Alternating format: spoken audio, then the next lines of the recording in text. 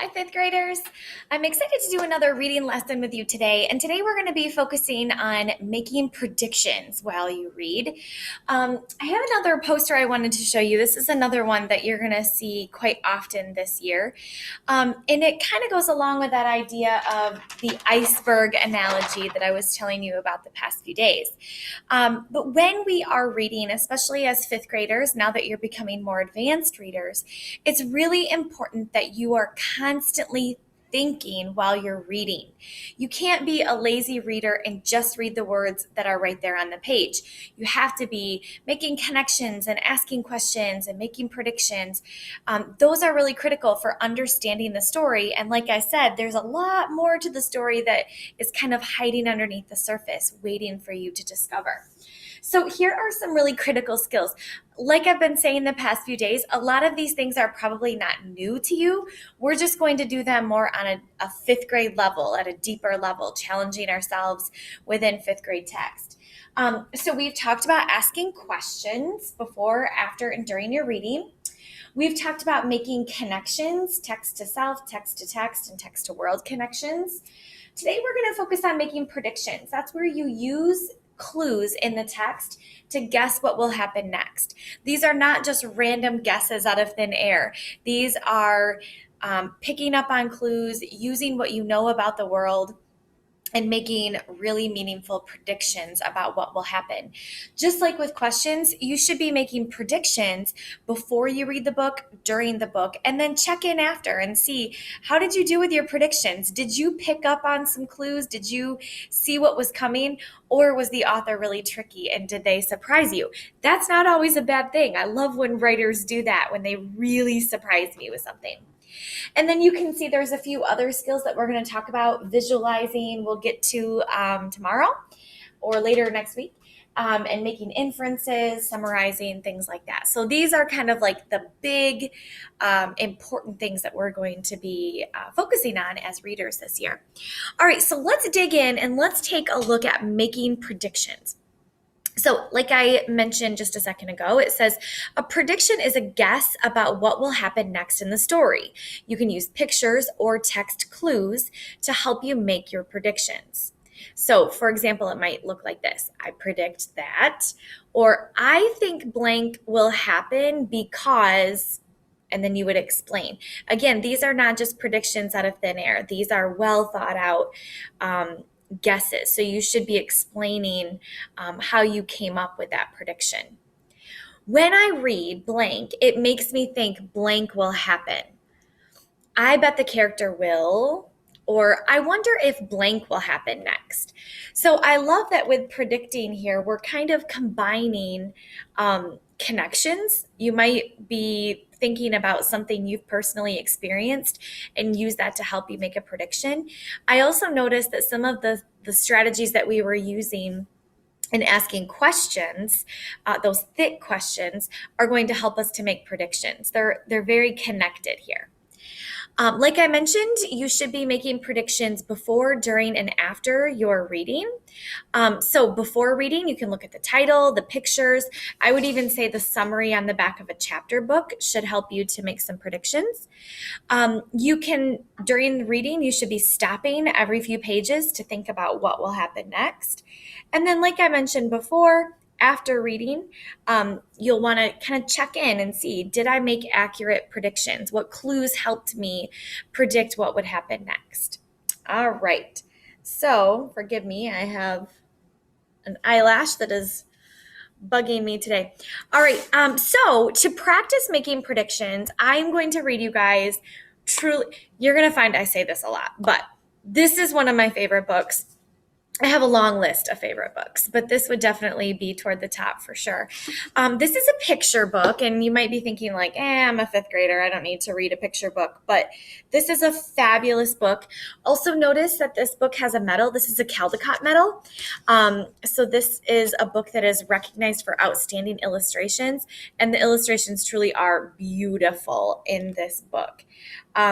So this is called Henry's Freedom Box, and it says a true story from the Underground Railroad. So if you're not familiar with the Underground Railroad, I am going to give you the highlights here very, very quickly. But I'm also going to include a link to a website and a video that you can watch if you're interested to learn more about the Underground Railroad. We're not going to dig into it too deep right now, but later this year we are going to be learning more about the Underground Railroad. So it might be nice to kind of give yourself a little head start on that. So the Underground Railroad takes place during the time in our country when we had slavery. So we're talking about before the Civil War. So we're talking like early 1800s, basically. So in the South, farmers there were very different than farmers in the North. Farms in the North were small, family-run farms. But in the South, they had what we call plantations. They were huge farms, way more than one family could ever manage on their own. Unfortunately, instead of hiring workers to help them, they instead purchased slaves. So these people had no freedom. They had to do whatever their master told them to do. They often were not treated real well. But just even for a slave who was fortunate enough to have a master that didn't beat them, life still wouldn't be real great if you didn't have your freedom, that you couldn't just come and go as you please, and that you are literally owned like property. Can you imagine being bought and sold like property? It's kind of a hard thing for me to wrap my brain around and to connect to, but that's what life was like during this time. So, as you can imagine, a lot of slaves didn't like their life and they thought, I really want to get away from this. I want to escape. And so that's what the Underground Railroad is. It's not a literal railroad. It's referring to like these secret paths and tunnels and passageways where slaves could secretly escape to get north where they could be free, where slavery wasn't really a thing. So they had what they called conductors, again, not literal conductors on a railroad, but instead these were people who knew the secret paths and would help slaves to escape. They would often travel at nighttime because that's when they were least likely to be caught, and they would hide during the day. There would be these houses or farms along the way where they would secretly hide slaves. It might just be, I have a loft in my barn. I will leave a blanket there and a loaf of bread. You can stay for one night and then you need to move on. Those people were willing to help. Anybody who was willing to help slaves or people who did not support slavery, they were called abolitionists. To abolish means you want to do away with something. So they wanted to abolish or end slavery. So it was those abolitionists that were often trying to assist slaves to get them north to escape to freedom. So again, we're going to dig in a whole lot more on that topic. It's really quite fascinating, and there's some amazing stories. But this is one of those great stories, Henry's Freedom Box. And like it said in the subtitle here, this is a true story. So keep that in mind. Sometimes the story feels like it can't possibly be real, but it is. All right.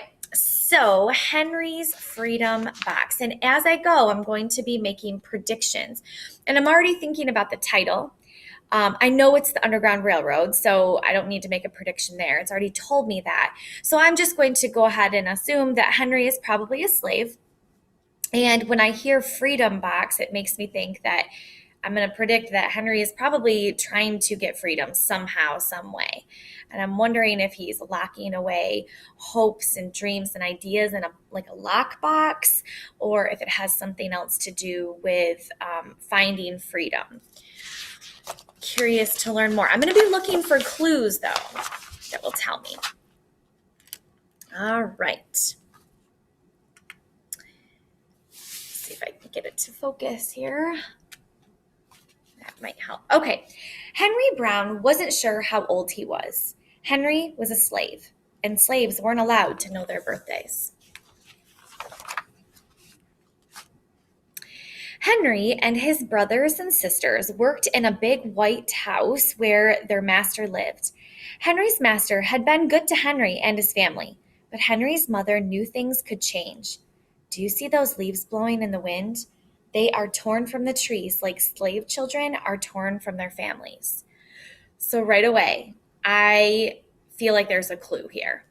when I am reading something about how Henry's mother knows that things can change, and she talks about how children are torn away from their families, I'm feeling like maybe the author is giving me a clue, and I'm predicting that that might happen to Henry, his family, or maybe another family that they know. One morning, the master called for Henry and his mother. They climbed the wide staircase. The master lay in a bed with only his head above the quilt. He was very ill. He beckoned them to come closer. Some slaves were freed by their owners. Henry's heart beat fast. Maybe the master would set him free. Now, I wouldn't call it a prediction if I said, I think Henry's master is going to set him free, because that would not be my own unique idea and thought. That was just stated right there in the text. Okay, so keep in mind, a prediction is something that is not right there. Instead, I'm using a clue and adding to it with my own ideas. All right. But the master said, "You are a good worker, Henry. I am giving you to my son. You must obey him and never tell a lie."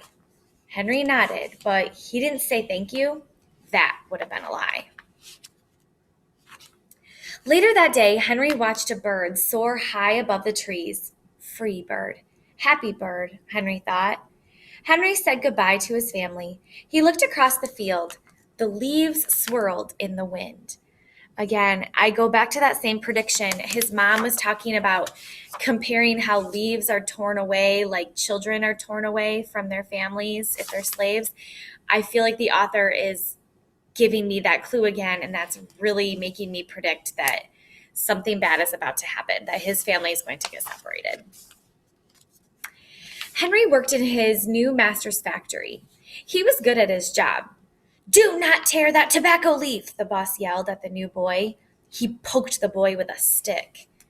If you made a mistake, the boss would beat you. Wow.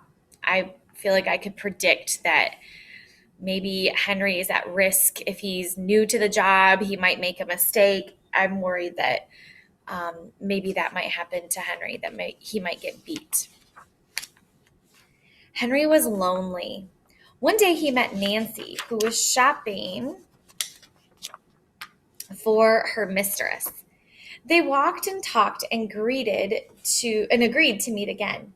Henry felt like singing, but slaves didn't dare sing in the streets. Instead, he hummed all the way home.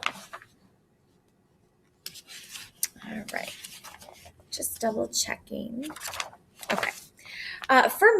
Months later, Henry asked Nancy to be his wife. When both their masters agreed, Henry and Nancy were married. Soon there was a little baby, and then another and another. Sorry, this isn't focusing very well. Henry knew they were very lucky.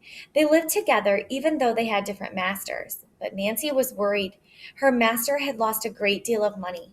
"I'm afraid he will sell our children," she said. Henry sat very still. Another clue that is making me think they're going to get separated. Henry worked hard all morning. He tried to forget what Nancy had said. I also think I'm connecting back to, the title and my background knowledge of the Underground Railroad. I also wonder, maybe Henry's family isn't going to get separated, but maybe that worry and that fear of being separated is going to encourage Henry to have his whole family sneak north on the Underground Railroad so that he doesn't have to worry about being separated. That's maybe another idea. Notice how I'm making several predictions. I'm trying to come up with different ideas, and I'm picking up on different clues. His friend James came into the factory. He whispered to Henry, "Your wife and children were just sold at the slave market." "No," cried Henry. Henry couldn't move. He couldn't think. He couldn't work. "Twist that tobacco!"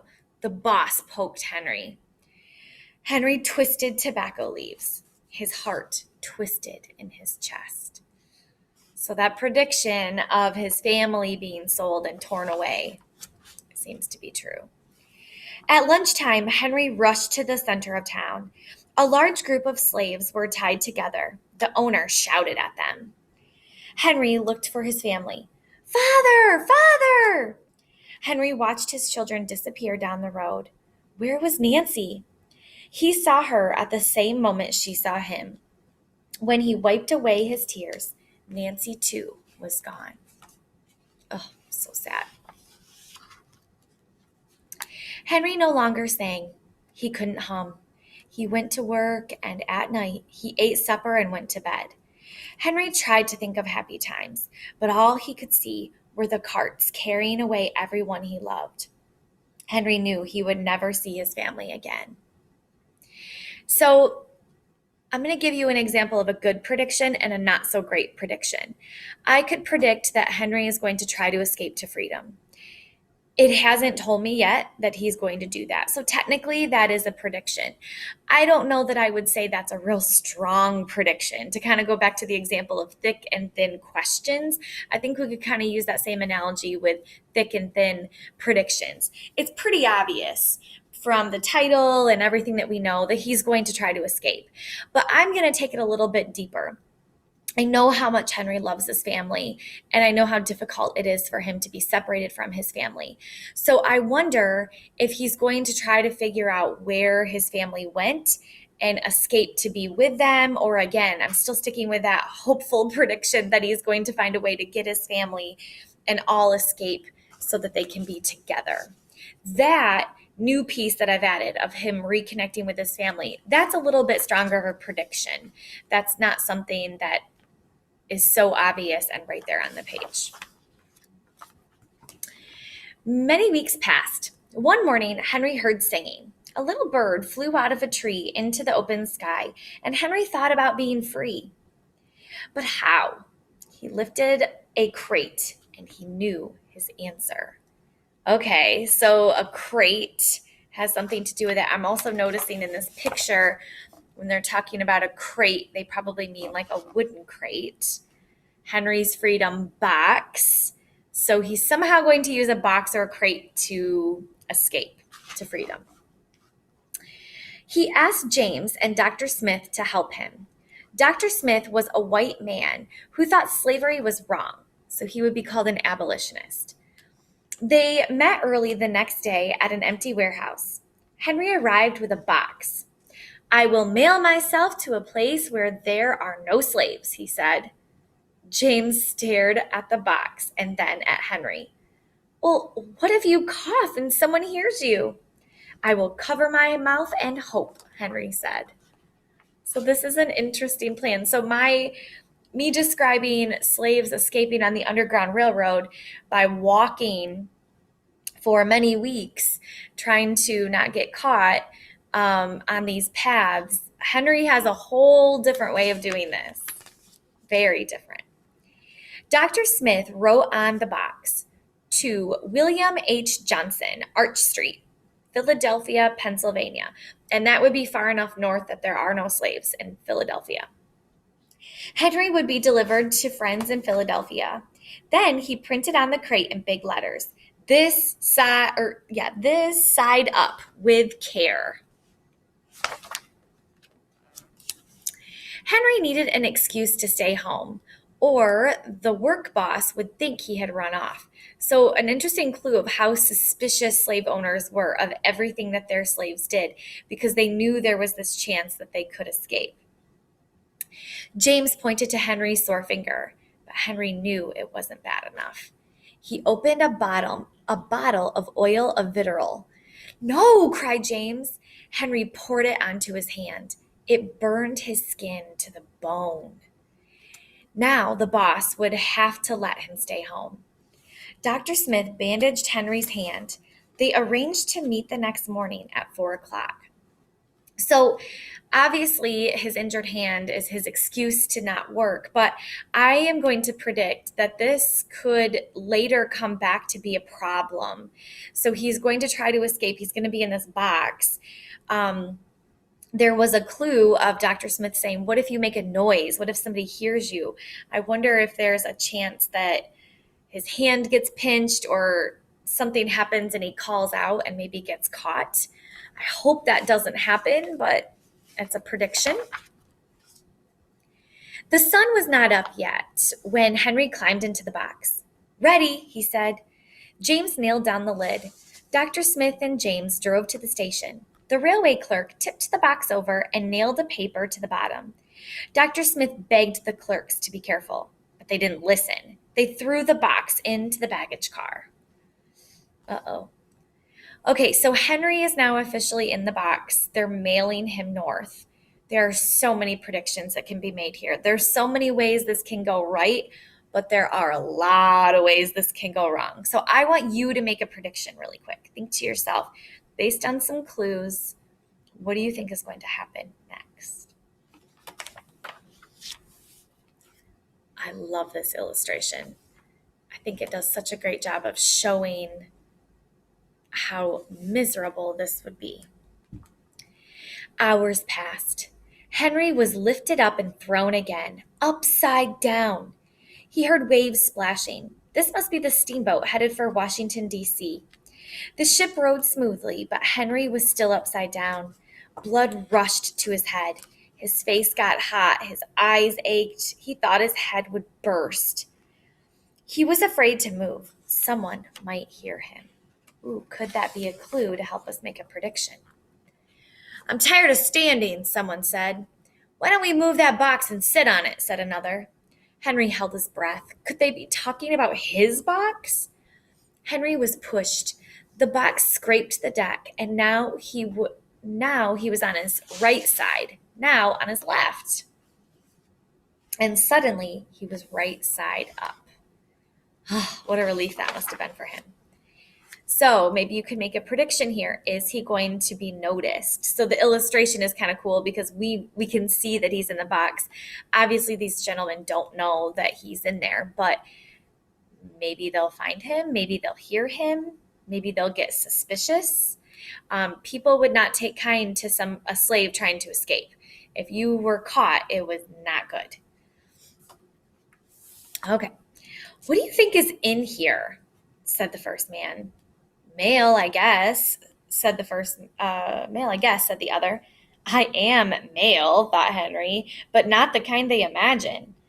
Henry was carried off the steamboat and placed in a railroad car, this time head up. He fell asleep to the rattling song of the train wheels. He woke to loud knocking. "Henry, are you all right in there?" "All right," he answered. The cover was pried open, and Henry stretched and stood up. 4 men smiled at him. "Welcome to Philadelphia." I'm hoping that everything is going to end well here, but I also wonder, maybe my prediction could be, what if one of these people are not abolitionists? What if they report Henry as being a slave that escaped? Could he still be in trouble? At last, Henry had a birthday. March 30th, 1849, his first day of freedom. And from that day on, he also had a middle name. Everyone called him Henry Box Brown. So that's the end. So it is a happy ending, sort of. So I'm going to check in on my predictions. So I predicted, of course, that he would escape. But some of the predictions I made were not correct. I was worried that maybe his injured hand would come to be a problem. In fact, I guess I can barely see a bandage here. So his hand is still bandaged up, but luckily that didn't cause any problems. He was not discovered in the box. That was a concern and a prediction. My biggest prediction and my most hopeful prediction was that he would reunite with his family, and it doesn't appear that happened. In fact, there's a short author's note in the back here. It talks about how there were 4 million slaves living in the United States in the mid-1800s. Slaves were owned like tables or cows or wagons. Historians believe that between 60,000 and 100,000 slaves escaped to freedom, traveling on what is called the Underground Railroad. The Underground Railroad wasn't a real railroad. It was the secret ways slaves made their way from the south to the north. They hid in carts, rode on horseback, walked hundreds of miles through forests and swamps, and crossed flowing rivers in the summer and icebound rivers in the winter. Conductors or station masters hid them and helped them throughout their journey. Now, here's a little update on Henry Brown. I know it's hard to see. When Henry Brown climbed into his freedom box, he hoped that he would be carried into to a safe world. He brought along a small tool to make air holes, a little water, and a few biscuits. So those were some details that were not shared in the story, but they are important details. Like, how did he survive those days without eating and drinking? He did bring some things. He arrived in Philadelphia having traveled 350 miles from Richmond, Virginia in 27 hours. His story made newspaper headlines in America and Europe. Henry never found Nancy and his children. In 1850, he went to England, where there are some reports that he married again. We do not know with absolute certainty that Henry Box Brown became we do know, with absolute certainty, that Henry Box Brown became one of the most famous runaway slaves on the Underground Railroad, the man who mailed himself to freedom. Such a great story, and lots of opportunities to make predictions in this book. So today, when you guys are reading out of a book of your choice, could be a book on Epic, could be a book that you have at home. Either way, the book of your choice, you need to make sure that you are making lots of predictions as you go. If you get along more than 2 pages, you need to stop and force yourself to think about clues that you've read and make some predictions. Today, you're going to be posting 3 predictions that you made in a question that I have posted under class work. So happy reading. Good luck making lots of predictions. Feel free to come back to this video if you need help, or to take a look at the handout that I have posted as well. Happy reading. I'll see you guys later.